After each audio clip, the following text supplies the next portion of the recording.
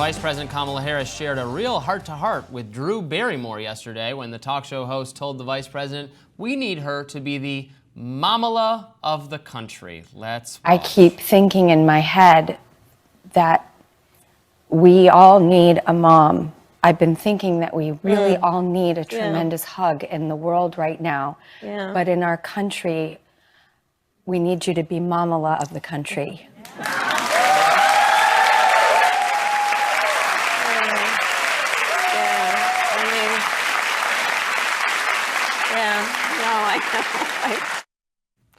It's so powerful.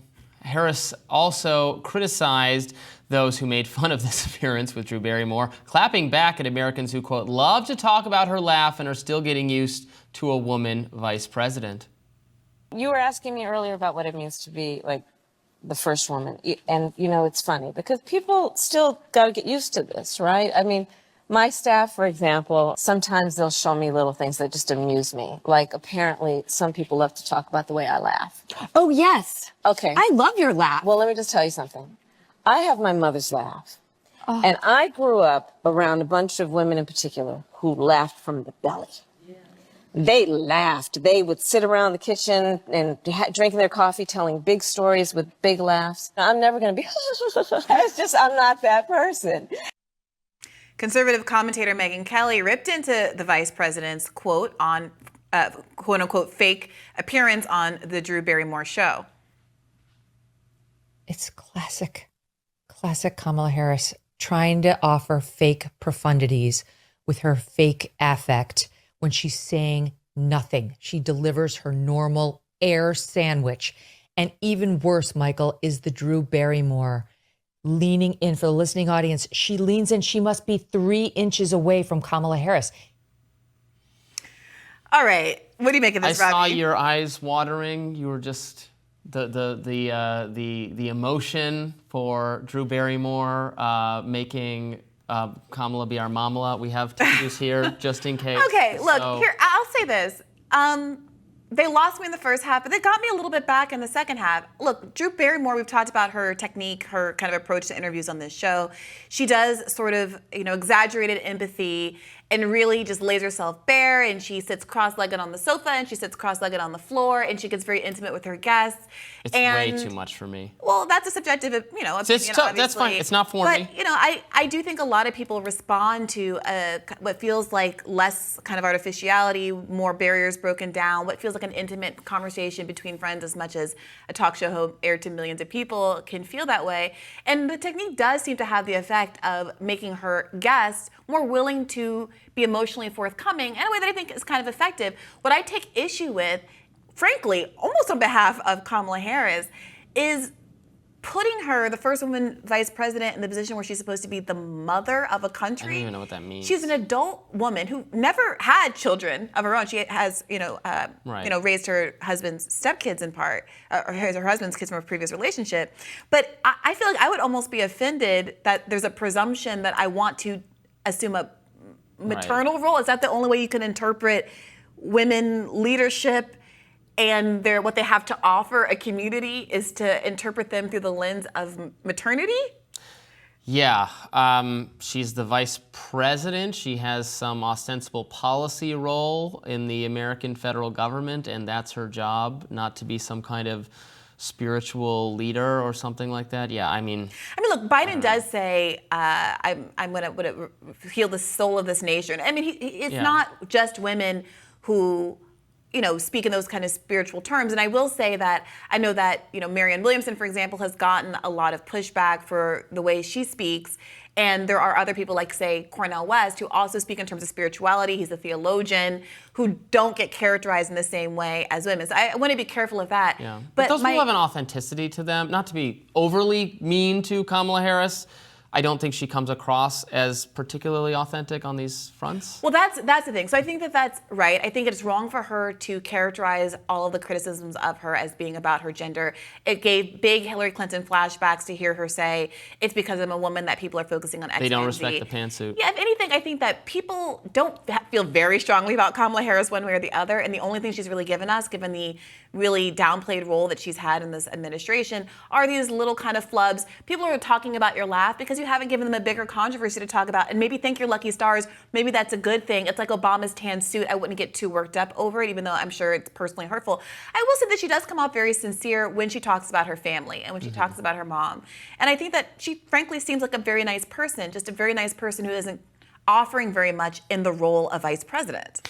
Right. There was a long stretch of time where she was less popular than Joe Biden. Now, given his favorability ratings, it depends on what poll you're consulting. In some, they're about equal. In some, she's actually a little bit ahead of him for a while. So I don't know. I still, my read on her is still that she very much wants to be president one day, that she absolutely sees herself as the successor to Joe Biden whenever succession comes about, and that she will fight very hard and very desperately to be the next leader of the Democratic Party, but that she hasn't done a lot to cultivate a base of actual deeply interested in her people who will be vocally in support of her, because she doesn't have really she's not known for a specific set of policies, or she's been all over the place, frankly, on policies. She was a tough on crime prosecutor and then wanted to refashion herself in a post-Black Lives Matter world as a totally different character. I think that has not been particularly persuasive And then to you got to progressives, flip as far as back I can when tell. you become the VP to the fund the police more guy in Joe Biden. So yes,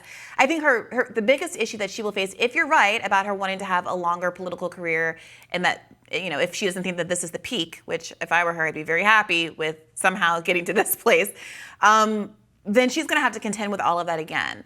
And in fact, I found myself sitting here thinking, well, maybe it is tough for a VP to ever really transition into the presidential role. That hasn't happened so frequently that I completely forgot that Joe Biden is currently the president right now. Yeah. But it took him many bites of the apple. And of course, he didn't run immediately after he left the White House. So it could be that Kamala Harris is a relatively young woman, and it could be that that's several years out now.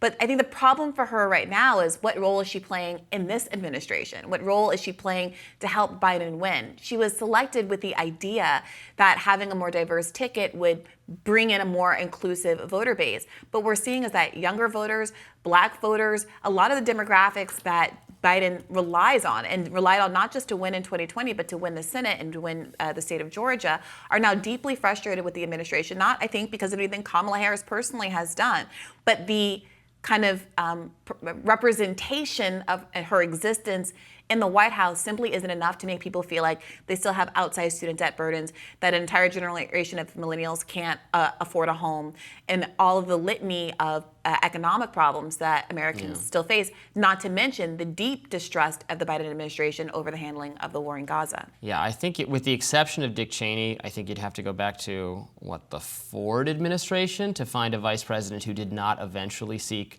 the presidency, and they didn't all get them. No, they didn't all get it, but it is. But there's a pretty high. It's an asset to have been the vice president in recent times, and in the long course of the history of the country, the vice presidency was nothing for a long stretch of time, and there's lots of vice presidents we don't remember. I think it was Secretary of State at the beginning was the person who always eventually became president. Yeah, this is interesting. And then it was governors for a while. And there have been 15 vice presidents to become president, but only 4 of those were elected presidents. 8 succeeded to the office after the death of the president. Sure. So that suggests that, yeah, it happens, but it mostly happens in an untraditional way. Yeah, well, but recently it's been, George H.W. Bush, Gore sought it and lost. Sought it and lost. That doesn't count. Biden, yeah. That to me doesn't count. So anyway, let us know what you think of this. It's fun to laugh at, I think, in part because there's not a lot there. And that's a blessing in disguise, I think, for Kamala Harris. It's much better to talk about the fact that she's a little cringe sometimes in interviews than the idea that she is, let's say, ineffectual on managing the border crisis, which was the kind of critique that she was getting not so long ago. And if just being likable to the Drew Barrymore audience is the best I'll that put Joe away Biden, the tissues for now. Joe Biden can do, well, then I guess that's something. It's better than her becoming a detriment, an albatross around the neck of this campaign. More Rising right after this.